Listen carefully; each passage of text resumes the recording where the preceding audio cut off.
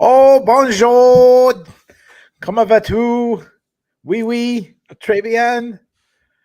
Je m'appelle Keith. And this my all the words I know from 2 years of high school French. This is the live Sherdog recap show for UFC Paris, UFC Moicano versus Saint-Denis, UFC Saint-Denis versus Moicano. I already said my name in French, but my name is Keith Shillan. Joining me, as always, is the senior editor of sherdog.com, the great Ben Duffy. Ben, say something really cool in French. Bonsoir, Paris. Je m'appelle Benjamin. And what does that mean? Good evening, Paris. My name's Ben. Très bien. All right. Shout out to all our peeps in the chat. We'll get to you guys as much as possible. We have an early card, 14 fights that went down in Paris, France. Just some really, really quick housekeeping. I have a hard out about 7:45 my time, which is about an hour and 15 minutes. So if we don't get through everything, Ben will finish the show solo. So we need a lot of participation in the chat as much as possible. Ben, 14 fights, main event. Renato Moicano coming into enemy territory, taking on the French son, Benoit Saint-Denis. And Money Moicano beat the shit out of him. Absolutely savaged the man. I don't know what, I don't know what the criteria to be a doctor in France compared to America, but like my oldest daughter wants to be a doctor, and she's talking about, she's looking at, got to get a bachelor's degree, and then got to pass this test to get into medical school and whatnot. And it's like insane. They don't make money till like 40 and all this stuff. In France, apparently, you don't have to have that high, because I could have stopped that fight 5 minutes earlier. That was the easiest. Like, what was a doctor waiting for? Well, they were calling this cage side doctor in Mexico from a couple of weeks ago and asking him, so do you think this is a bad cut? And that dude, the one that let the Aldana fight go on, is like, no. Let him fight. Let him be warriors. Yeah, holy moly. I mean, so we'll start with Moicano. Moicano, he came in this, he was a sizable underdog. I think it was like almost a 3-1 or over 2-1 underdog. And I mean, the dude looked absolutely fantastic. Got a quick takedown, does what Moicano does, controls on top. And I mean, that's the best ground and pound I've seen him have ever. I completely agree on all accounts. And we've talked about, ahead of his last couple of fights, going back several years, that he's been getting better and better on the feet. He's following that Charles de Bronx Oliveira path, where he's no longer just a deadly grappling specialist, but has become a problem on the feet. Here we see another side of it. Just the meanness and, hell, the physical strength. He's just a physically stronger guy than he's been at other points in his career, whether at 145 or 155, more confident in his wrestling, more confident in his top position grappling. And yeah, the ground and pound was just savage tonight. And I got to give it up for the takedown, because clearly he and the ATT crew, he and Pahumpa, had watched their tape, because that is one of Saint-Denis' favorite kicks. Moicano caught it, ducked under, got to the back, hauled him down. And like you said, that fight could have been stopped that round easily. And we'll probably touch on this a little bit over the course of this show, but if the roles had been reversed and it was the French guy beating on the non-French guy like that, I think the fight would have been stopped. Yeah, absolutely. I thought when he stood up, I said, this is all over. And then, you see the cut man working on it, and you're like, sometimes when on the ground and blood gets smeared, you could be like, oh, when they clean it up, sometimes it doesn't, we've seen it a million times. It doesn't look that bad afterwards. But when he stands up and his eyes, one eye is completely closed, the other eye is like 50% closed. I'm like, oh, the doctor's going to come in right now and they're going to stop the fight. They never called him over. I couldn't believe that. The second round, like, I see a lot of people giving Benoit Saint-Denis credit for winning the second round. Of course, I do too. But I feel like Moicano probably had he definitely had a 10-8 round. He might even had a 10-7 round. But he had a 10-8 round in the bag. And I think he might have said, okay, I'm a little tired. I'm up at least 2 points. let me cruise this a little bit here, kind of regain, because you still have. He's probably thinking, "Oh my god, I couldn't get this guy there. I might be in for another 20 minutes." And I really think he just took the whole round off. I completely agree. And we had someone, which I don't think is a bad strategy, by the way. No, not a bad strategy at all. But Ben Cooley asked, if the first round didn't happen, how would the rest of the fight go? I get where you're going with that, but I don't think we can answer that, because I think, as Keith sort of alluded to, Moicano's whole approach to the second round was because the first round happened that way. Yeah. Yeah. It'd be like if Steph Curry couldn't hit 3-pointers from, would be in the NBA? Yeah. Or, would be a bench player,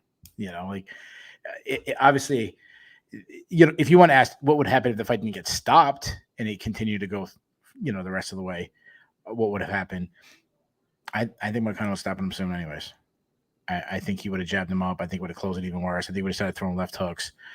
If I was his corner, I would have actually told him to start hanging his left hand down by his side, because obviously when you're looking, at your opponent, you're looking, a lot of people look at the chest or some people look right in their eyes, but if you start hanging your left hook down, he can't see it, and your peripheral vision is what picks it up.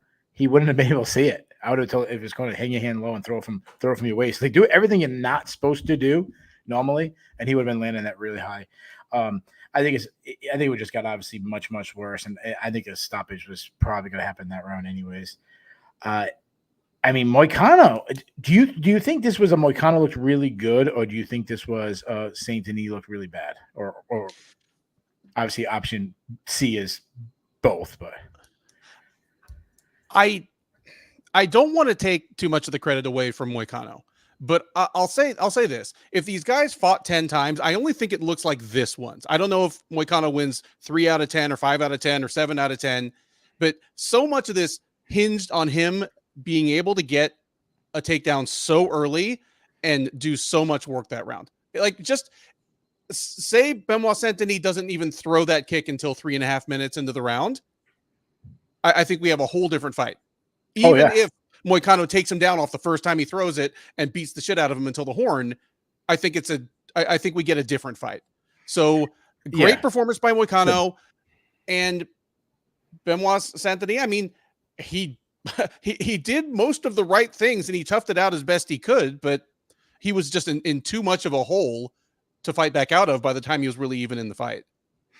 Think about how marketable, and I know, and it's probably unfair to compare these two, and one has definitely accomplished way more than the other, but think about how marketable Charles Oliveira was in his run to the title and his little bit of time as a champion, and he doesn't speak English. Now you got Moicano, who's an absolute madman. If he can continue to improve, and he'll probably be the underdog moving forward, especially as the higher he gets up the rankings, unless they give him the Patty fight, like they said, like he asked for. But I feel like he's past that. He's making the progressions, and he could face a much higher ranked guy. If he can go up and continue to be on the mic like he is, I think he could be a bigger star than Charles Oliveira ever was. And Charles Oliveira he still has such a cult following. Mm-hmm. Again, much different styles. Charles I'm not saying he's better than him. He's way more accomplished. His style, his ability to either win on the feet or the ground and end the fight as good as anybody I've ever seen, in an instant. So I know it's a little apples on it, but I'm just thinking, imagine Moicano. This is bad marketing, but when they had Moicano, get him in one of those pressers where you have a crowd there and have him say crazy shit like he's saying. Oh yes. And then have it with one of these ones you make. I don't know. It's probably too quick of a turnout, but if you could have got him on the John Jones card in Madison Square Garden with the crowd in there and having him say some crazy shit to somebody, I love this guy. I love that he says things in Octagon and everyone's like, "What did he say?" I don't know what he said, but he said something crazy, and we all enjoy it. And at least I do. He said something. He said something to Michael Bisping, and Bisping's like, "Yeah, I didn't catch what you said there, but cool."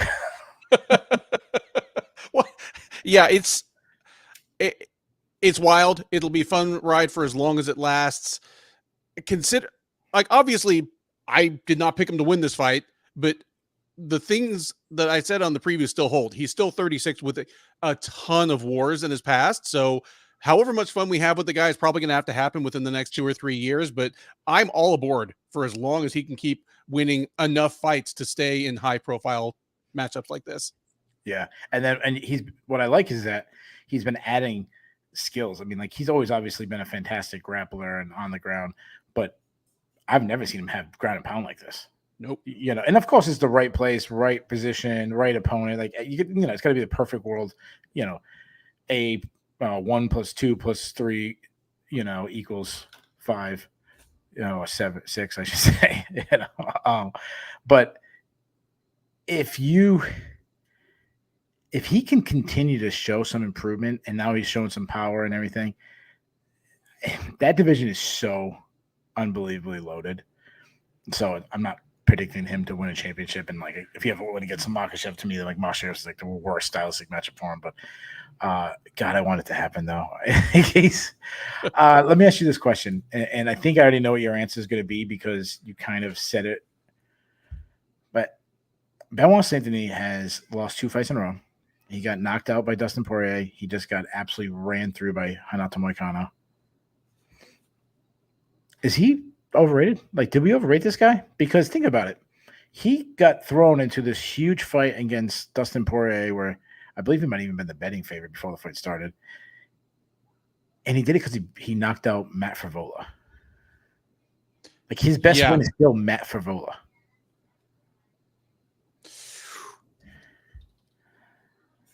I think we definitely need to tap the brakes on him as well. Obviously, we need to tap the brakes on him as a title contender because he's well out of that picture right now.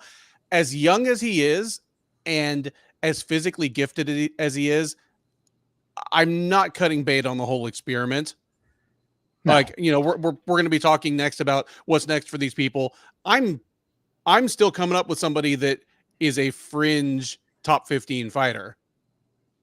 So for Saint-Denis? For Saint-Denis. Okay. Yeah. All right, let's do that right there. So you're not cutting bait. I'm not cutting bait on him either, but you know, I'm definitely like, oof, maybe. You know, we've done this with other guys before when they come off one big win, they kind of like a lot of people before Diego Lopez. I think 2 or 3 fights where people were saying the same thing about him, like, oh, is this guy really that good? And then all of a sudden he passed with flying colors. Right now, Benoit Saint-Denis has been failing. Do you want to match make Moicano first, or do you want to match make Saint-Denis? We can do Saint-Denis first. All right.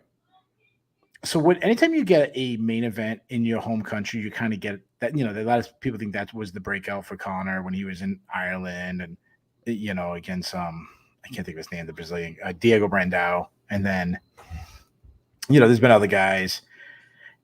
This was supposed to be that moment for Benoit Saint-Denis. I still think he's going to be super popular. I mean, this is a guy who just does not talk, doesn't say anything at all. And he was still super popular, even after getting knocked out by Poirier. I'm doing a big fight. Can we get a mutual ground fight? Can we get a fight like, can I put an Englishman versus a Frenchman and like what's a country in between that gets along with both of them? There's water in between. That's it. The English Channel. Yeah. All right. So we did it on a boat. You do it in UFC Montreal. So you put it in the French speaking part of Canada. You know, so that they still got like, you know, Charles on their money, but they speak French. Yeah, let's do that. I want it on a boat. Like, on a boat? Okay. Like some level from like Street Fighter 4 or something. Yeah, I know like France and England were like big rivals way back in the day. The kings killing each other and fighting each other and stuff. Do it in Wales. I don't know if we can get a octagon on a whale, but that'd be cool if we could. Like that would be really dope if we could. You know, that'd be bigger than the sphere. And yes, guys, I'm making a joke. I know the country Wales, or right, city Wales. It's a country. It's a country. I know. I just yeah. I mean, it has fewer people than my city, but you know, it is a country. Yeah, I know. I was just messing with it. Yeah. I want them to come in like dressed like the old kings with crowns and shit, and let's come in with armies. But I want Saint-Denis versus Patty. Oh man, I'm in. I'm making all these reasonable like choices that would be, third fight down on a fight night. Like I'm with you, man. Like put him on a boat. I want like Saint-Denis to be like the humble king coming in with like the French, and then like Patty being the loudmouth one coming in. Let's start World War III with Patty and Saint-Denis. Did you have another fight in mind before that? I'm not even going to mention what I had. Fuck No, my do choice. it. I was just saying like Grant Dawson and Rafa Garcia are fighting in a couple weeks. Whoever wins that is on the outskirts of our top 15 at least. Like throw them against Anthony, but that doesn't have sizzle. That's third fight down on a fight night. Yeah. Like we're going completely different. Like you're like you take a girl on a date, you order like a tuna melt, and she orders the roast duck. That's the difference we got going on right here right now. She can have the roast duck. All right, let's hear. Let's hear. I'll let you go first. What do you do on Moicano? Well, as much fun as this was, and as much fun as Moicano's been recently, I don't think he's actually in the title picture right now. So I'm throwing him against another big name who's at least in the outskirts of the top 10, and it's a big enough thing to either headline a fight night or be a co-main or third fight down on a pay-per-view. I'm giving him Gaethje, Gamrot, or Poirier. Gaethje, Gamrot, or Poirier. So you give him 3. Any of those and like, I mean, if I had my choice, I'm doing Gaethje. Okay. Well, we have the same. We have the same fight, so that's the one I was going with. I want it to be. I wanted to be on a pay-per-view. I wanted like one of these loaded ones, like third from the top, where you have like 2 title fights above it, and that's like the people's main event. I mean, he deserves that, and that's what I would do, Gaethje. I'd be also okay with Poirier too. So, can I give one more idea for the? I'm thinking of Patty ideas. All right, I don't know how you do. Like maybe, all right. Saint-Denis comes out on a friggin' horse. All right. Ready for Patty? How he comes out? Dude, I'm ready. You know what? I gotta get a new jab. I gotta do entrance. I gotta do entrances too. I don't know if this is possible. I don't think you can get the real people. I think they only guard the queen. But get those guard guys. You know the guys that stand outside the palace and the big freaking black hats. Yeah, they're called the beef eaters. Yep. Yeah, you know what I'm talking about? The guys who guard the palace. What are they called? They're called beef eaters. That's what they're called? Yep. No, it's not that name.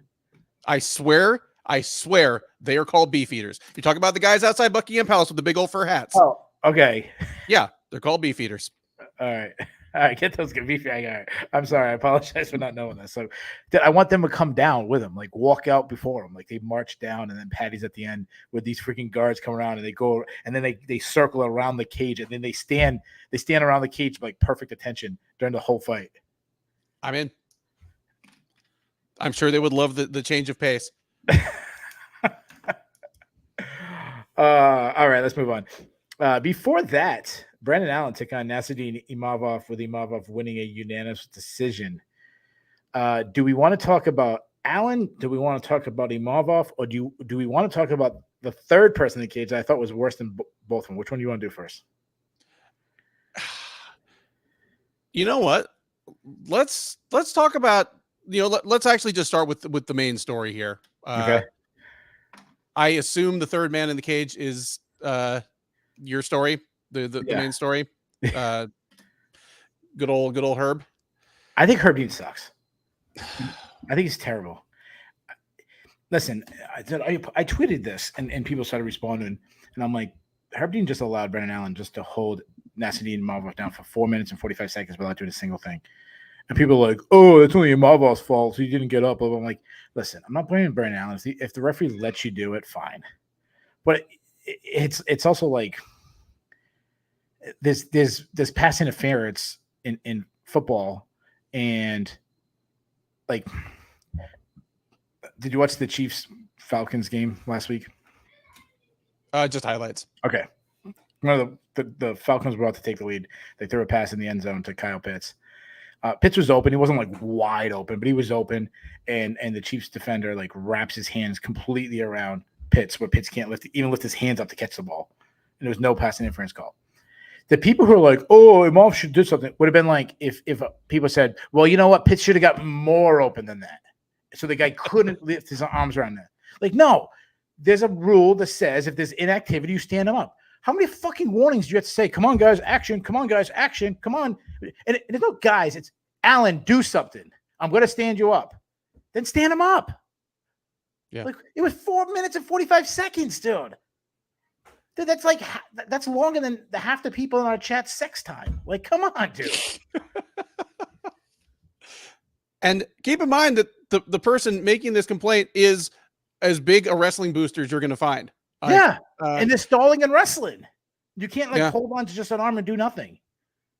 And guys, before you come at me like, oh, Keith, that was a low blow with the sex joke. Listen, it takes me longer than 4 minutes and 45 seconds because it takes me like 4 minutes to convince my wife to have sex with me. So, all right. Okay, let's talk about it. I thought Brandon Allen looked horrendous tonight. Yeah, it was hard to tell in the first round because he was pretty well camped out there. But after that, he did not look like himself. Just slower flat than Imavov, smaller than Imavov, really flat. No, yeah, I was shocked. It seemed like no confidence in his hands. I don't know if it was the arena, the French fans, the travel. He had a bad French cruller. I don't know. Like he looked terrible. I mean, this is the guy who's stand-up. We keep talking about like how good his stand-up has gotten, and I expected it to have a kind of a war. And he kind of bit on the mouthpiece a little bit the last minute, but for the entire second round and most of the round, he didn't want anything in the feet. He was I don't know what they're talking about. He was shooting like he needed to go back to the body locks because he was trying to get takedowns from shooting with his head straight down. He was just like it looked like a nosediver right into like a pool. It was horrendous. I'm a Brendan Allen guy. Like, I didn't pick him to win this fight, but I like him. Like, I think he's fun. I think he's improved. I think he was really underrated for a long time. And this fight was terrible. I mean, his showing was terrible. I agree. And normally, at least on his recent run, that's not the way he loses fights. I mean, he came into this fight on a 7-fight win streak, and I think he's like 9-2 in the UFC, right? Or was like now he's like 9-3. But even in his early losses, it tended to be that he was aggressive to a fault and had defensive lapses. Here, that wasn't the case.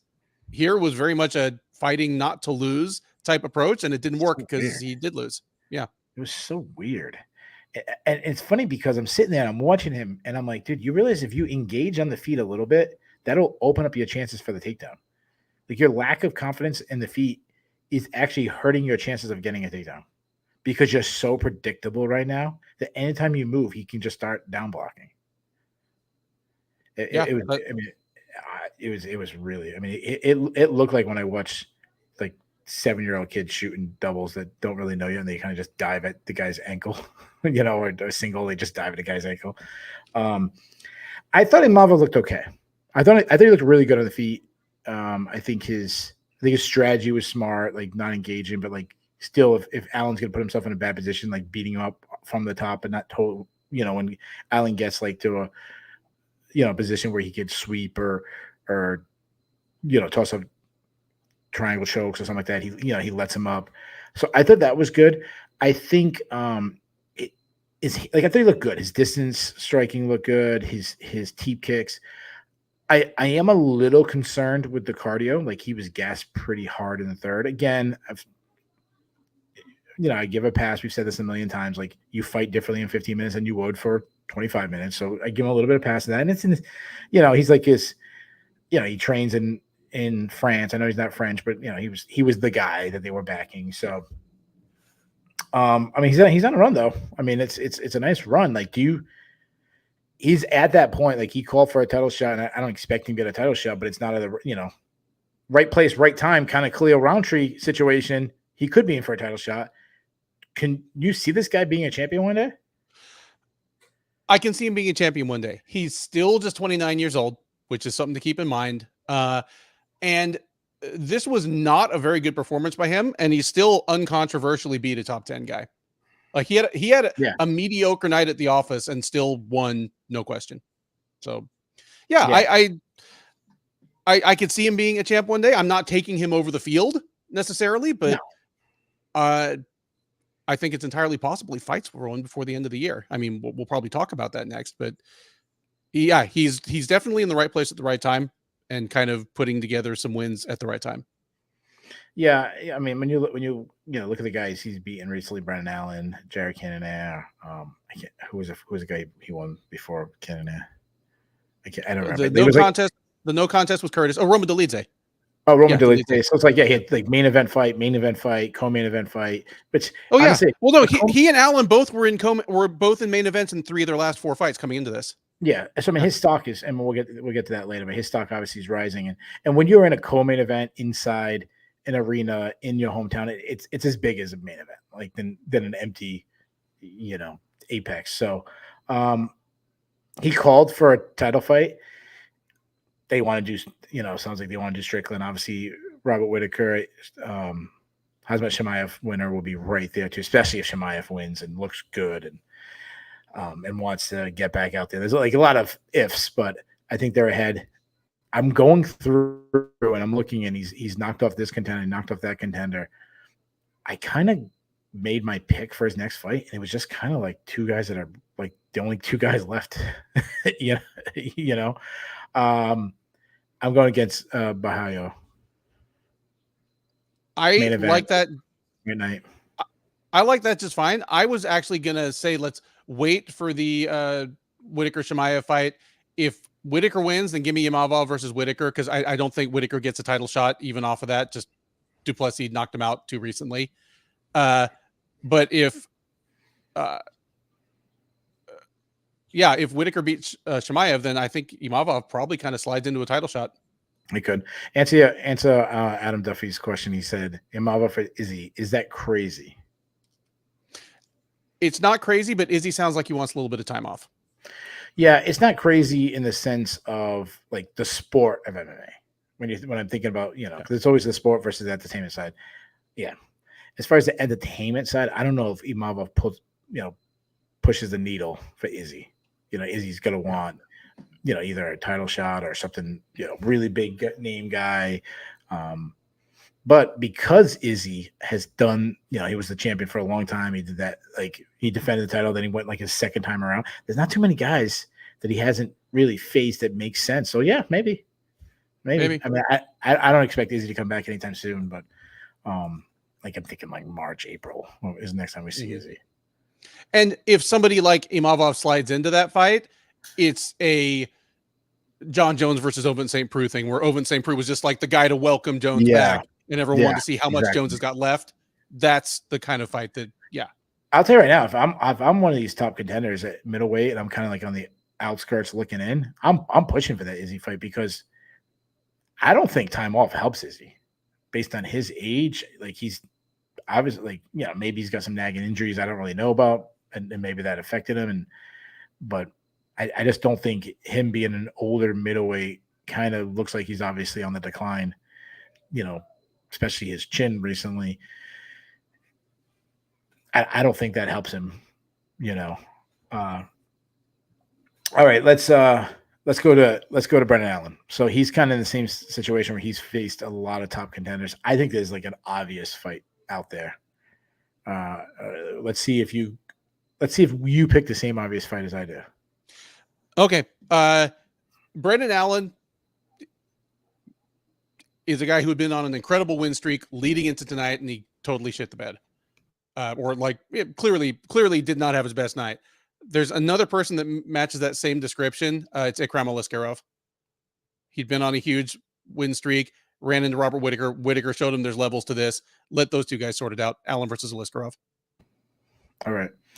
I want to set – I want to – like when – all right, here you go for all you guys. Keith always brings up WWF if someone doesn't watch it. When WWF had – I don't know if they still do this, but they had like matches that were only outside of the ring. Like it was like in the hallway and like they call it the hardcore title, and like Cactus Jack would fight Vader in like a back alley, and they'd hit each other with like all of a sudden there'd be a random like metal trash can they'd smash over. It's got to be who Porter Ben saying I want in the hallway. I went in like a ballroom after like a like kitchen staff just set up like a whole table full of like glasses of champagne, and like the winner has to throw the other person through the table with all the champagne falling on, or have a fight in the middle of like a wedding, and they have to like the first person who can stuff the other person's face in the giant cake wins. Slam him right through the cake. Brendan Allen versus Marvin. All right, so obviously I'm joking. I'm having a little fun there, but this was happening when we have a day fight, and I'm not super tired, but yeah, Vittori. I mean, Tim Vittori versus Brendan Allen. They already kind of like fought in the lobby and stuff. Let's book that fight. Anything that gets Europe's angriest man back into the cage, I'm for it. So yeah, Vittori works for me. Before that, one of probably the most controversial, the fight that is the chat has been really, really boiler room brawl. There you go. I like that. We'll call it the boiler room brawl. I like. Is that? Did they? I think she said that. Was that the Undertaker and I don't know, one of Mick Foley's characters? Was it the boiler? I don't know, but I'm all for that. If we could do real fighting, that's when he does it. Joe Anderson Brito took on William Gomez, with William Gomez winning a split decision. I went to MMA decisions, 10-3 for Joe Anderson Brito. Do you agree with that decision? Do you think Gomez should have got the split decision, or did we have some hometown? Someone tweeted some hometown ratatouille going on. I think that was some hometown ratatouille. I scored it for Brito. I gave him the first and second rounds. And not every split decision is a robbery. We talk about it all the time. But this is one where we'll probably forget about it within a week or two. But it's hard to justify scoring this fight for Gomez. Like, just all three rounds I thought were pretty clear cut. So yeah. I might disagree a little bit. Like I think Brito won. I feel like you could make an argument 29-28 for Brito if you give him the first and the third. I also think there's an argument for I said Gomez. Gomez, first and third, you can make an argument 29-28. Or I think there's an argument where you can say Joe Anderson Brito won all three rounds. So pride scoring, and I know guys, Q's, why you bring a pride score or something? Yeah, pride scoring Brito clearly wins. I mean, the second round was pretty dominant for him. That said, it's one of those ones where, people stock because the division is so loaded, your stock falls, and instead of taking you're taking the ferry over to the island, you're taking the slow ferry instead of the fast ferry. I still think both guys look really good. Like I don't feel less about Brito. Like I like Gomez moving forward more. Like I think they both look really good. I kind of agree with you because there are two things that I keep waiting to happen, and neither of them happened tonight. Like I keep waiting for Joe Anderson Brito's approach to stop working. Like obviously he's a physically gifted guy. He's offensively very potent, but he's so aggressive. I'm just waiting for a more composed striker with better reach, someone like William Gomez, to just catch him coming in and sure. And if not knock him out, just jab his face off for 3 rounds and show a hard ceiling for the guy.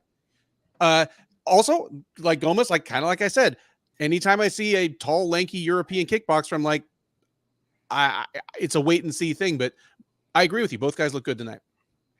One thing I wish, if I was cornering him, I'd say like he throws his overhand right so much that it's so obvious. He loves to eat a kick and then try to follow that in with an overhand right. The problem is guys know that, so they kick it. Especially, I mean, Gomez had a lot of success, kick to the body and get out of the way before that overhand.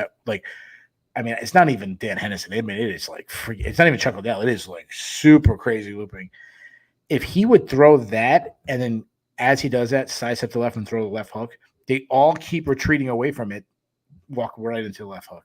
If he would throw more left hooks afterwards or just even lead with the left hook, I think he'd have so much success. And obviously, I think he needs to learn how to cut off the cage. Like that was a big issue against a guy like Brito. Again, against Gomez, I still think Brito won. I want to shout out my boy. I'm assuming it's a boy. Boxing God. Or boxing. Oh no, I'm reading it wrong. Boxing OD. I added an extra G in there as boxing God, but boxing odd. I don't know how I'm saying it wrong, but I do find it funny that a guy's complaining about about this is what I hate about the sport. And you can't have the word boxing and then complain about how decisions are scored. Don't give up on MMA though, my man. Don't give up on MMA. This still it's still it's still a great sport. So don't give up. It'll break your heart for as long as you let it. Come on, keep coming back, man. All right. So I was all in on this guy before. I was like, this guy, he's really been impressing me lately. I'm loving Brian Battle. Brian Battle took on Kevin Jousset, winning by second round TKO. I had a very mediocre night of picks. We had very similar picks. I was assuming you had a pretty mediocre too. Yeah, pretty mediocre. Okay. I think my best pick was Brian Battle. That I said Brian Battle was going to really smash Jousset. I usually always argue that the lines are too big. This one was I was like, I think Battle needs a bit bigger favorite. Battle looked good. He absolutely did. He is, and even in ways that I wasn't sure whether he would or not. Like Jousset being a huge welterweight with a judo background, I was surprised at how well Battle did in close with him. Like just no fear of the clinch, held his own in the wrestling. Dev pointed out kind of while the fight was going on in the Sherdog Slack that Battle has gotten so much more comfortable boxing in the pocket than he was a year or two ago. So clean. So this, I think there's some things that I like his hand speed. I like his snap on his shots. He's got some really snap. And once he finds his range, it might take a little bit, but once he finds his range, I mean, it looks like guy hit mitts. Like he was just clean. Everything was landing. Some things that still bother me. The clinch battle, I understand what you're saying. That concerned me because he was having so much success on the feet. I'm like, why does he keep going close? And yes, he was winning the clinch. And I think it was more of a cardio thing. Like I'm wearing him down, and it definitely, I think it worked. But I was still like, man, you have so much success on the feet. Like I think you could probably finish him the first if he would just kept it, stayed away from the clinch the whole time. The other thing he does drop his lead hand a little bit. I'm worried about counters coming from the right. like if they were the same weight, like Breo would be something that I think that and Jousset landed a couple good shots. His striking, I mean let's talk about his ceiling first with his style. Like he'll probably get a ranked guy. I mean, that division is obviously insanely deep. It's crazy, to make a run. But like, could this guy become a top 5 guy one day? Are you that high on him, or? As he is right now, no, but he's young enough that he's probably still improving. So I could see it happening one day, but it's not someone like Shavkat Rakhmonov where this many fights into his run, it was already like, okay, this guy's a top 5 fighter just waiting to happen. Like all the pieces were already in place, or here they aren't, but they certainly could. I think there's guys who are currently ranked, whether it be UFC rankings, our rankings, that I think he'd be a real serious problem for. Like, I think he'd do really well against like Gilbert Burns right now. Kind of those older guys have been ranked for a really long time, going down kind of guys. I think he would smash Kobe Covington right now. I think he'd be very successful against Stephen Thompson. Those guys, and you know the guys, Vicente Luque, Neil Magny, those guys. You know what I'm talking about. And I know not all those guys are right before you come at me. Let's talk about his personality. We saw it against Losa where he was getting like, being all mad and yelling at him, like standing right next to him. But to stand right and it just not flicking off the crowd, mouthing off to the to the French crowd. It has like I'm mad and you're disrespecting me. It's not Kobe Covington gimmicky. It's like I think that is his personality, and I freaking love it. USA up in this hoe. I know you didn't think that the Butcher was gonna lose a fist fight to a French guy. So good he said it twice. Like, he did get rid of the Butcher name. That name sucks. Like he needs to be like Bad Attitude or something. Brian Bad Attitude, or he's gonna do something with the word battle. You know what I mean? Yeah. But I want him to fight every one of his fights in somebody's hometown. Like just be that guy. Like make it a gimmick. Like I'm going into your hometown to beat the shit out of you in front of all your fans. Jay Petrie in the Sherdog Slack literally suggested that. Let me. I'll introduce you one day. Like you should really meet him one day. But Oh my goodness. Let me scroll for just a second, see the actual suggestion he had, because it was pretty damn funny. Yeah. All right, while you're doing that, I'm gonna give you. Okay, good.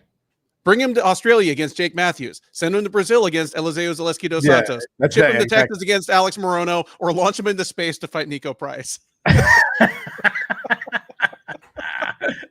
Where Nico has already fathered a colony of children. No, you'd have to do it. Nico Price, you'd have to in the freaking labor room at a hospital. That's what Nico Price is. Nico Price and Moicano's dad. Nico Price and Moicano's dad handing out cigars and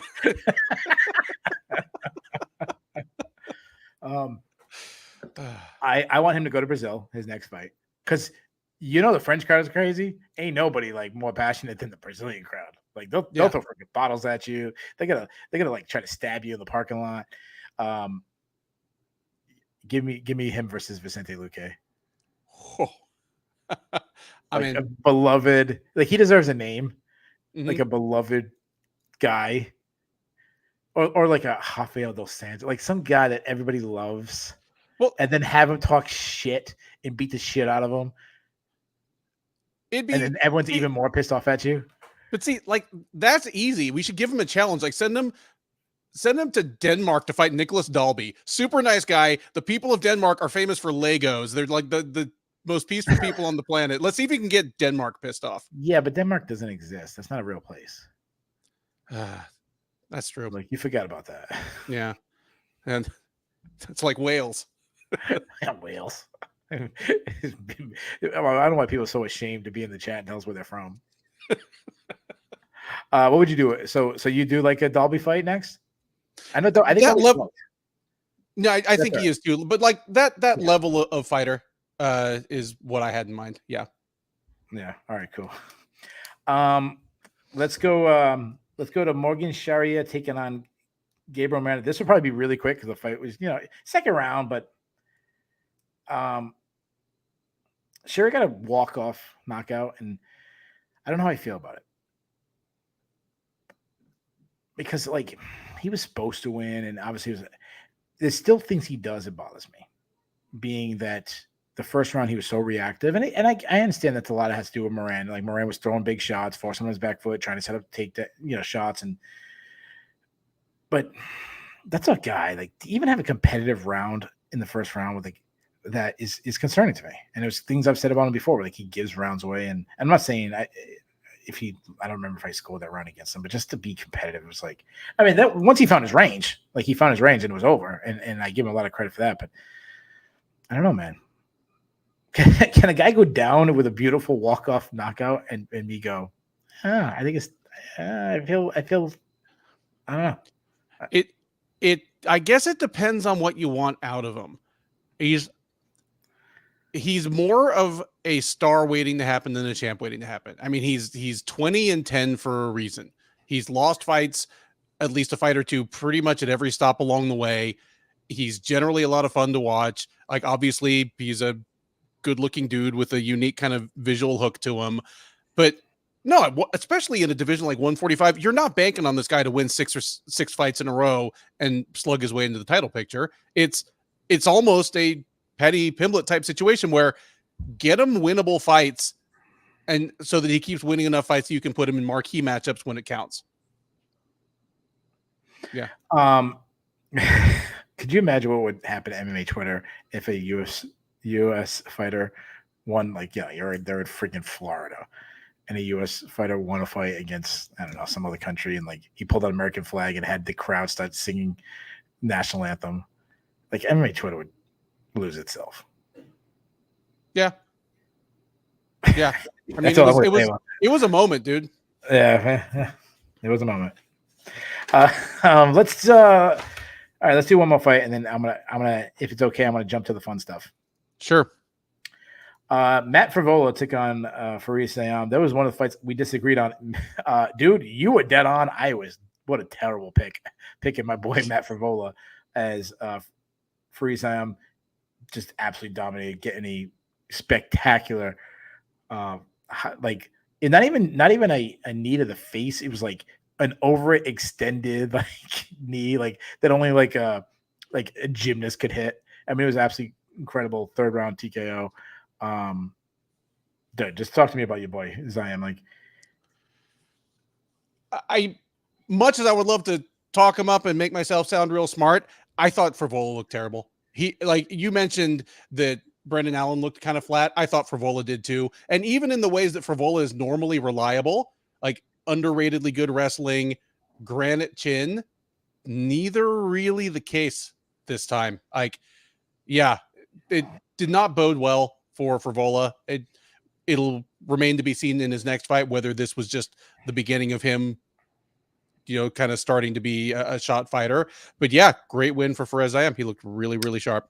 Yeah, and I think there's some truth to that there might be the beginning. I don't think he's completely shot, but I definitely think there's some. He had a nice run, and that run's over. He's not going to be a top of the card kind of guy anymore. He'll still be a fun action guy who says kind of like funny things and can market himself, for a guy who's never been really anywhere near title contention or anything. He's done a good way to kind of get a little bit of a following. But if you are that guy who's on the rise like Zion and you are a future, top ranked guy, you should do this to the guys on the decline. Like, you should look like this. And I mean, this is, I always think about like college football where they do rankings and if you're the 27th, maybe 27th, like 17th ranked team in the nation, and you're going against a team that's like pretty good, but they're not ranked. Like, you better put on a showing. Like, you can't win 10-6, and you're not going to move up the rankings. Like, right. You go against that unranked, you need to put up a 35-0. Mm-hmm. Yeah, and that's what happened today. And then he finished in spectacular fashion. I mean, it was a bad KO. I mean, Frevola was out. I mean, it was spectacular. But what I also liked is, like, I like that he showed a lot of body work, was slowing. I mean, he's getting Frevola, who always has this like crazy style, but he's never really gassed. But like, he's stopping takedowns, he's working him to the body, making Frevola really get to the point where the only thing he has is try to get a walk off, like, big swinging punch. So he's doing that, and I just liked his intelligence. I like that when Frevola was getting really tight, he started wrestling, which is a new skill that we haven't seen. He showed improved takedown defense. Even like Frevola's one takedown, like he made him work. Frevola had to change the angles 3 or 4 times. He had to chain wrestle together. Like, I liked a lot of things I've seen from Zion. So are you with me? Could this guy be a future contender? Like, this is 170. 155. Yeah. But 55, excuse me. I mean, it is as hard of a division to ever become a champion. I'm not saying we don't do that on the show. Can be a champion, but like, can he be a top 10 guy? This looked like the performance of a future top 10 contender. Yes. Obviously he'd have to win 3 more fights, progressing a little bit more up this same way each time to even get into that discussion. But he looked tonight like a guy who could do that. Mark Mustard, 2 white guys with cornrows. Nice job. That's I think, based on the skill set he's has, his frame, everything, I think he looked really good. Let's matchmake him, because 170, it's hard to like even beating to get like Frevola to get a top rank. So I want to give him a name. I want to give him your boy, Carlos Diego Ferreira. I don't hate that at all. Like, and much as I love the guy, I was arguing 18 months ago that Ferreira shot, and all of a sudden he's looking good again. I'm not even going to venture a guess why. I wonder why. This is a guy that's already missed 2 years of his career with a PED violation. But hanging out with those beef eaters over there. Hanging out with they start calling him the beef eater. Horse meat eaters. I like that just fine. I mean, I was thinking along the lines of fellow rising contender, and the name I had down was Ignacio Bahamondes. But the idea of throwing him in against a tried and true former top 10 fighter, I love that as well. So, Bahamondes, you know what? I always try to keep the rising stars away from each other, but when you have these divisions, like, they can't avoid each other. They just can't. And I feel the same way, but when one or both of them has already lost one fight, it's sure. Not quite as severe to me. And I would just like to see Ziam have to look up at somebody at lightweight once. And Bahamondes, I mean, who's a lightweight he look up to? Freaking Kevin Durant, maybe. Yeah, exactly. How about we do one more fight? Just because Ian Cutelaba took on Ivan Arsalan. This fight sucked. But Kudalaba can be pretty decent at times. Yeah, I think I liked him better when he sucked. His fights were great when they were all 3 minutes long. Yeah. Anything else you want to say? I mean, whatever. No. I'm definitely... All right, I'm gonna do one more. All right. Dawoon Jong versus Umar Sai. Sai won unanimous decision. I think Sai looked okay. Like, I know a lot of people are really into him, and to me, this is an easy fight to pick. But like, I wasn't too high on him coming into this fight, and I'm okay. I did like that he won every round and pretty much won every minute of every round. Like, sure. Like Jung just didn't have very many moments, and that's a good thing because, you know, when you have someone like Omar Sy that's been blowing through most of his opponents pretty quickly, it's interesting to see what happens when they fight someone that doesn't go away right away. Like, how was his gas tank going to look? Would he be able to react if his opponent made adjustments between rounds? But yeah, I mean, it would have been nice to see him just blow Jung out of his sneakers, but I don't hate this either. Yeah, I mean, it is. It's like when you like come home from dinner and you're like, oh, you're like super hungry and you're like you're ready to eat anything, but you're still hoping for like a T-bone steak or something, and your wife's like, yeah, there's meatloaf. I made meatloaf, or I made like pork chops, and you're like, oh, okay, pork chops, like it's fine. I was like, it's like some pork. Speaking of my woman, she's that's staring at me because she likes to make some pork chops. You know, my wife loves making things in the slow cooker. I'm not a slow cooker guy. Okay, like mixing the mix of the juices, and she like makes. She's gonna get so mad at me right now. I'm about to leave the house in 10 minutes anyway, so I can talk shit and run. I just need to see a shoe come flying. Like, come here, man. Come on screen. Oh, she doesn't want to come on screen. No, everybody heard the no. So see, what I love, she like makes things in slow cooker, and she'll be like, "Oh, how was it?" And I'll be like, "Yeah, it's all right." And then she'd be like, "What?" I'm like, "Babe, I've been telling you for 20 years. I don't like slow cooker food. Like, it's like, yeah, it's okay, all right." Because you're weird. So that's Omar slow cooker C. Like, I just I love it. Slow cooker to me. I actually thought Jung would actually do better if his lack of pressure, like he kept moving without throwing. C to me was actually slowing down, and I really felt like Jung let him off the hook. Mm-hmm. Yes, Marcus Musset, exactly. Slow cooker is good for quantity. That's right. Yeah, yes. If you want to bring something to a freaking cookout, yes. But it's also like the person who brings like potato salad. Like, you never win in the cookout by showing up with potato salad. Like, all right, it's fine. I don't eat potato salad, but whatever. Like the person who shows up with some shrimp, you say, "Hey, throw these on the grill." You're like, "Yeah." A guy shows up with like, "Oh, dude, I had I killed a deer and had some venison. I'll throw it on the grill too." Like, yeah. And then the person shows up with tortilla chips. You're like, yeah, whatever. By request, I'm going to skip down a fight. Is that all right? I'll skip down 2 fights, and then you can recap. Eileen Perez versus Daya. Help me out. Zhalgasova. Zhalgasova. Eileen Perez winning by first round submission. I think what you mean to say is Eileen Perez missed weight by 1.5 pounds, and doggone it, she wanted to show everybody exactly where. She does bring attention to one part of her body. I would say this about Eileen Perez. Both these girls, complete opposites. Perez is better than what the scouting report was on her coming into the UFC. Yep. And Zhalgasova is worse than she was. She was tons of buzz coming into the UFC. Me and you didn't buy. In fairness, we didn't buy this Lesniakova hype. Like when we did tape study, we're like, she's all right. But I think we're both wrong about Perez a little bit. And I'm kind of, I like the attitude a little bit. There's some things I like. I like people when they fight. I'm going to be somewhat entertained. I mean, her grappling's good. Her grappling's good. I'm not saying that she's freaking Bo Nickel with her takedowns, but she gets the fight to the ground. There's a good chance she finishes it. Completely agree. It's it is the state of the women's bantamweight division right now. You can bust into the top 10 if you have one above average skill set and the willingness to lean on it. She's doing that. She does not have any of that Norma Dumont identity crisis.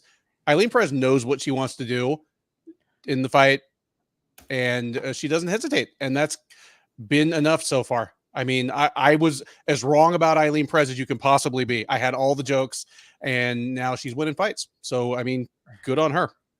Yeah, and I've always loved like trash talk. I've always loved, I always remember like when I think about moments in MMA when there's been like one person wins, I always think of Tito Ortiz. The Tito Ortiz dragging the body, burying the body, dragging it. Like that was always one of my favorite. That was like did he just do that? And Gabe Mesger is my bitch and all that stuff that he used to do. And like it was so different. We never got that. I was like excited about it. It made it so much more fun. And I think I drew the line at like twerking in someone's face after you just choked him out. Like it was in poor taste. It's like borderline sexual assault. Like it's yeah. I mean, it's at least like her like she wasn't just like clapping cheeks like right on her, like physically touching her. It wasn't like Izzy, basically like humping Costa. But yeah, it definitely in poor taste. Yeah, I mean yes, you have. Yeah, you're battling Norma Dumont back there. Like you got something back there. We'll say that. I love that she's already gone on Twitter and she's called out like everybody. Like she's already called out Tracy Cortez and she's talked shit about Kayla Harrison. This is a woman that called out Amanda Nunes after her first UFC win. Like, I mean, she does not lack for confidence. Who knows? She may well get what she asks for sooner than later. And if you don't like the whole shtick, you don't like the twerking, you don't like the show, just wait for that. Wait for the other shoe to drop because it won't be too long. And watch that whole gym come crumbling down at the same time.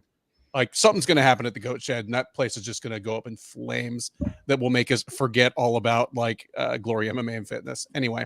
It's fun while it's lasting. So there's 5 more fights. It was 14 fights, guys. I have to leave in about 15 minutes. So we'll save that to the end. I'll get to as far as I can, and Ben will do the rest by himself. You want to do the fun stuff? Yeah, might as well. Do we have the awards, Ben? I believe we do. Let me make sure here. And we'll throw it out to the chat. Guys, give us your awards, not your guessing, but what you would do. Yeah. We have no fight of the night. We have 4 performances of the night. Okay. At a glance. Do you agree with the 4? I'm taking a sec to make sure there aren't any that I think are more deserving, but the 4 that they named are all definitely deserving. Okay. The one I was leaning to for fight of the night was Breo versus Gomez, but I'm okay with that not getting it.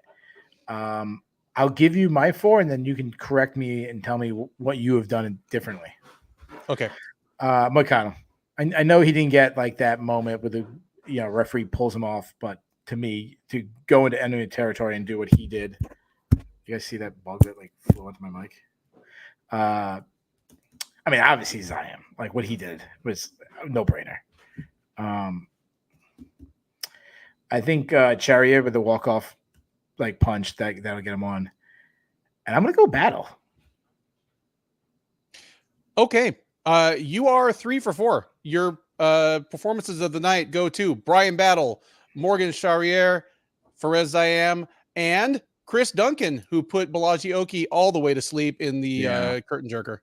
Yeah, I get that. I just Moicano didn't. I mean, the referee didn't jump in. That's why Moicano didn't get it. But yeah, how does a guy like Money Moicano not get the money? Yeah. Would have you have done any different from mine? Any different from the UFC? What would you have done? I might have given it to Moicano, but over whom? I was actually really impressed with Chris Duncan's finish. Yeah, like, that was fun.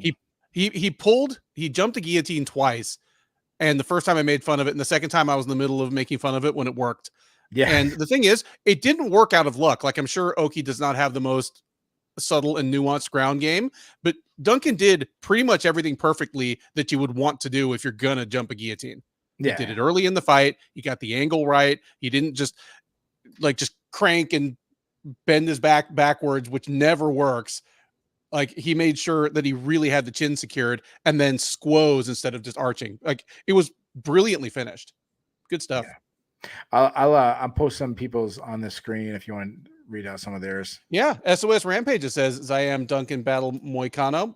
So he's with you, Keith. Pope wants one for Charriere. Same for as mine. Yeah. Portia Baines says Moicano, Zayam battle Duncan. Ben Cooley would have given out a fight of the night for Zayam and battle. Zayam and battle performances of the night. Perez versus Altamirano fight of the night. There's a little dark that was candidate. I was looking at that one. That was a good one. Astral Karate. Perez, Zayam, Charriere, Moicano. That's great. A good name. It's a great handle. Yeah. That's a good name. All right, let's do the cut list real quick. So the way the cut list works, if both me and Ben have a fighter on the cut list, we give the UFC permission to get rid of them. Ben, I have 2. How many do you have? Cut list. I got 1. I got 2. I think I just got 2. All right, let's hear your first one. My first one is Vince Morales. I know he's only been back for 1 fight, but I've seen enough. You know what? I didn't have him on my list. You convinced me. Just not. I really give the hard sell there. Yeah, no, that's the way you said it. Like, I've seen enough, and I go, okay, I get it. All right, so I got 3. So yeah, so you're saving one of mine, but let's hear the other one. My other was going to be Dawoon Jung. He's lost 4 in a row, and this was about as competitive as he was in any of them. Yeah, get rid of him. I will. The one I saved. So when you saved for mine, it is. He actually looked okay tonight, but he's lost 3 in a row. He's 4-5 in the UFC. I'm getting rid of Roosevelt Roberts. Though I will say, Sean, I don't know if it's Sean Sheehan made this up or somebody else, calling him like the 24th president of the United States. That's pretty funny. That's pretty funny. So I do like that. That's pretty funny. The only reason I'd give him a reprieve here is that he came in on short notice. You could have gave him a 2-year camp. He still ain't winning that fight. He could have been training since the Teddy Roosevelt friggin' presidency, and he's still winning that fight. All right, let's do my favorite moment of the night, dude. Seriously, Ben, I got 6 dude seriouslys. I have at least. I mean, I have at least 1 or 2. Yeah, kick it off. Okay. I feel bad ripping on this guy. I feel like every week, but Bruce Buffer really has just one job, and it's to pronounce people's names right. Dude, okay, here's the thing. It's one thing to make mistakes. It's another not to get better. Think of how long Renato Moicano has been in the UFC. Like, he's become a star. He's been there that long. Moicano rhymes with volcano is not his nickname. It's Moicano. But you know what? He calls Renato, the volcano would actually be pretty good. Especially because it's not even it's not even his name. Is it Moicano a nickname? Yeah, it's a nickname. His real last name is Carnero. Like, Moicano means Mohican, like Last of the Mohicans. Yeah. Somehow they should rhyme a nickname with his nickname. You know what? Renato the Volcano Moicano is perfect. Just throw that in the outside garbage, as Jay Petrie would say. Aside from that, it was weird. I normally am not harping on the UFC booth. Like, I have the things on mute half the time, but I had it on during the Battle versus Jousset fight, and I couldn't even tell what fight they were describing. They were saying, just talking like Jousset was winning the fight, and Battle was kicking his ass, beating the shit out of him. Yeah. And every time Jousset landed like one punch, they were like, "Oh, he's getting the better of the strike." I'm like, he just got hit like with a 7-punch combination. He landed one back. Yeah, and reacting like you could tell he thought he was losing the fight. Like he's reacting badly to getting hit, like turning it halfway away, like staggering away, and they're talking about like how he's about to knock out Battle. It was wild. Those are the two that I thought of. I'm gonna go back to yesterday where Eileen Perez weighed in overweight, was visibly shaking on the scale. I'm not going to do dude seriously on missing weight. I'm going to do dude seriously on them telling Michael Bisping it was all part of their plan. So it was part of her plan to lose weight, forfeit possible, performance bonuses and everything. But the worst thing is Michael Bisping believed it. Like, dude, seriously, that would be like freaking like Broadway level, Academy Award winning level acting. That's like, I don't know, Tom Hanks. I don't know who's the greatest actor ever, like that, or actress ever. Like, get out of here. Like, it's I mean, even Iwan Kudalaba, who was in the building tonight, would have been like, "Come on, dude, you didn't." you weren't. I want someone to like fail a drug test and be like, I didn't really I just take drugs to get in my opponent's head. Just like spin everything you do wrong. Like, dude, like say, I did that on purpose. Yeah, I meant to do that. I'm glad that you said Iwan Kudalaba. I'll lead right to my second one with oh god, what's the British announcer's name? The play by, yeah, good. John Gooden going. Yeah. Oh, is he playing possum like he did against Ankalaev? He did not play possum against Ankalaev. He was freaking he was taking high kicks off the chin. Like, dude, seriously. Like, what's worse, believing that he was playing possum? Poor Ivan Ursulin. They announced that Iwan Kudalaba won, and he thought they announced his name. Like, oh, their names are spelled differently because they're from two different countries, but they're pronounced exactly the same. Oh, dude, so seriously. poor guy. Yeah, we could say do seriously in different ways. We could say positive, negative, or like kind of pity. Yeah. Like, dude, seriously, damn. Oh yeah, Michael Bisping. Brendan Allen shoots face first right into the canvas, like nose diving the canvas, and Bisping's like, "Oh, that was a nice shot." I thought he got shot. Like, dude, seriously. Oh yeah, it was like when Bang Ludwig chinned that one guy, the one French Canadian guy for the like 3-second knockout in the UFC, and he just kind of like face planted like right in front of him. It was that's what that shot looked like. Nasruddin Imavov, he's having his moment. He's setting up the crowd to call out for a title shot. Dude, if you're gonna call a title shot, oh yeah, Jonathan Goulet, nice call. Yeah, G6. If you're gonna call for a title shot, like, dude, don't say it in French. I'm sorry. I know you're trying to get the crowd in, but like when they're trying to do promos one day, they can't have you calling for a title shot and then having the guy translating it. Like, it's just not gonna work. Like, dude, seriously, come on. Like, you can say, Dana, get his attention. Then you can't say it in French. You say it in French, then he has to translate. Like, just no, dude, seriously. And then my last one, Michael Bisping complaining about the UFC stopping a fight because the guy can't see out of his eye. Like, dude, seriously, you're fucking blind, dude. Really, seriously, you're gonna say you literally can't see out of one eye, and you fought several times that way. I want to see Michael Bisping go straight patch from now on. And Benoit Saint-Denis should do the same thing. Have a patch, like during the fight week. Let's get to I'm gonna have to do this pretty quick. Let's get to the Bulls and the Bears. The Bulls and Bears are a stock market reference. You want to be on the Bulls list, you don't want to be on the Bears list. Let's do it. Let's do the Bulls list. Give me you want to go first? You can go. All right. My number 3 is Nasruddin Imavov. 3 wins in a row against top competition. Again, I don't think he gets a title shot, but it's right place, right time. His next fight could actually be for the title if things break the right way. Some guy gets hurt, some guy is not ready or something. My number 2, I gotta go with Brian Battle. 3 wins in a row. Should be 4. 6-1 in the UFC. Won the Ultimate Fighter show, the quietest 6-1 in the longest time. But then the revolution of his personality, like this guy, like he's on the rise. And my number one, it's got to be Moicano. 4 wins in a row. I fucking love this dude.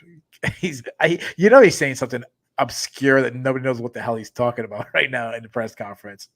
Oh yeah, like him going about the French Revolution and shit. Like he went to the Louvre. Like, Moicano's the man. What do you got? I agree with all those. What I will add in is Chris Duncan walked in as basically a 2-1 underdog, left no doubt, put a man all the way to sleep. That's something that's going to be on Duncan's highlight reel from here on out. Perez Zayam, fantastic performance, a highlight reel knockout. It'll be on the short list for knockout of the year. So 2 guys who saw their stock go up for sure with clutch finishes at the right time.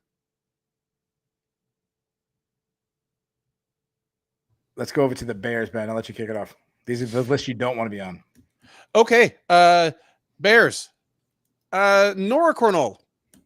Nora Cornell came to the UFC with modest fanfare, but one thing we knew about her was that she had actually had some pretty high level kickboxing achievements. Like you and I laugh all the time about how anybody who's even watched a kickboxing match probably had, but like she had won some legit tournaments.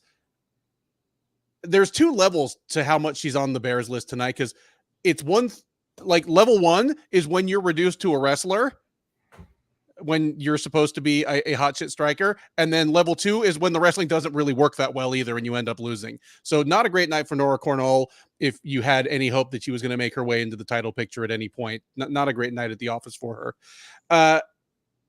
I will throw out there Ludovic Klein. Yeah, you won, but it was surprisingly competitive. Surprisingly competitive doesn't cut the mustard when you're literally a 10-1 favorite. Yeah.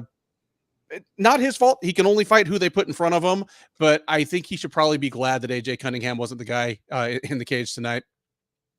Last one I'll throw out there. Kevin Jousset. He is a city kickboxing guy. That's good news for him. Normally, that's good news.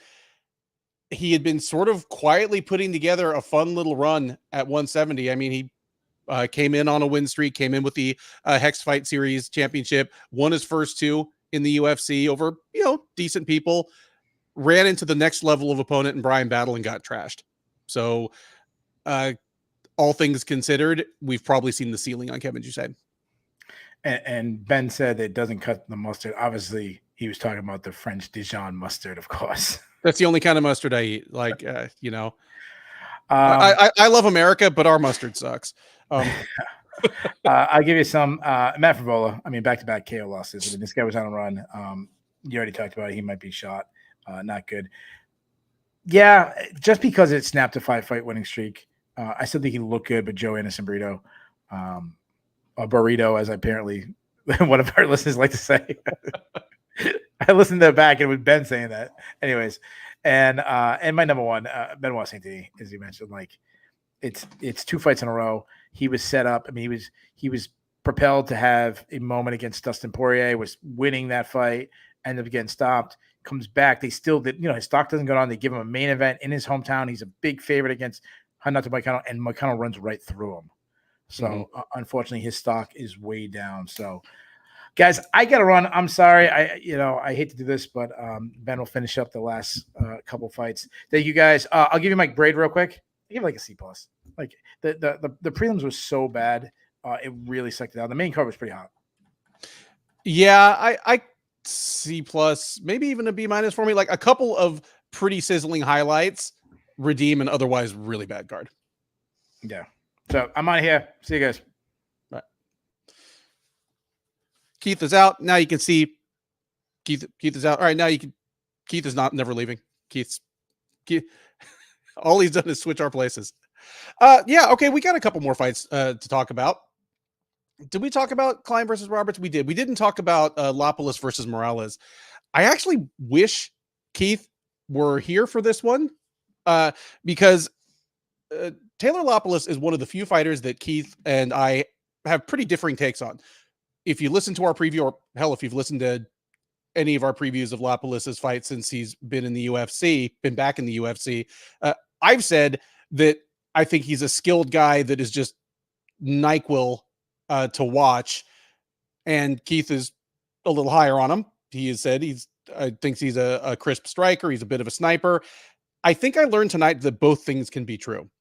And what it reminds me of is, you know how Floyd Mayweather Jr. will go over to Japan? It seems like once or twice a year now, fight some Japanese MMA fighter. It follows that same pattern because Floyd knows he's going over there for an exhibition.